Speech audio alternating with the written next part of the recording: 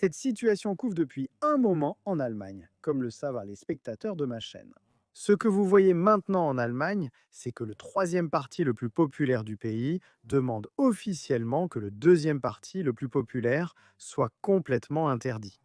Nous avons vu le vice-président américain James David Vance, n'est-ce pas, avec sa critique sur l'état de la liberté d'expression et de la démocratie en Europe.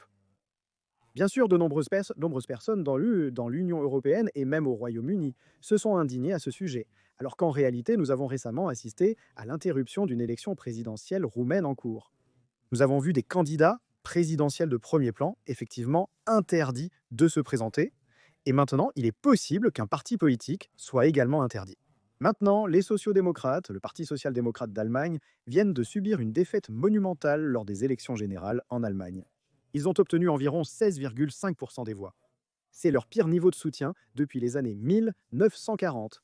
Et quand on regarde les sondages actuels, on voit en fait qu'ils ont continué à reculer, tombant à 14% dans un sondage récent, avec les conservateurs, la Union chrétienne démocrate, Union chrétienne sociale en tête à 28%, et l'alternative für Deutschland en deuxième position à 24%.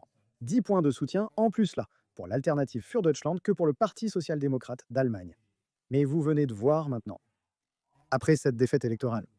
Le Parti social-démocrate d'Allemagne lance officiellement maintenant une initiative pour interdire l'Alternative für Deutschland.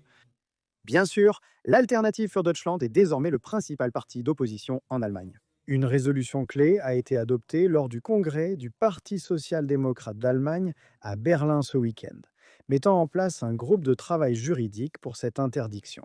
Et vous voyez leur coprésident et actuel vice-chancelier dire qu'il ne devrait pas être au Parlement. Ils parlent de l'Alternative für Deutschland.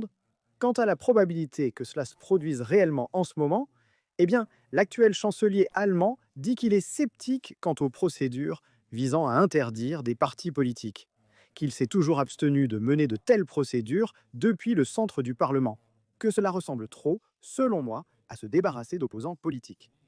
Mais je soupçonne qu'après cela, le Parti social-démocrate d'Allemagne à gauche là-bas appelle à cette interdiction, vous verrez maintenant, ça ne m'étonnerait pas du tout si les Verts disaient la même chose.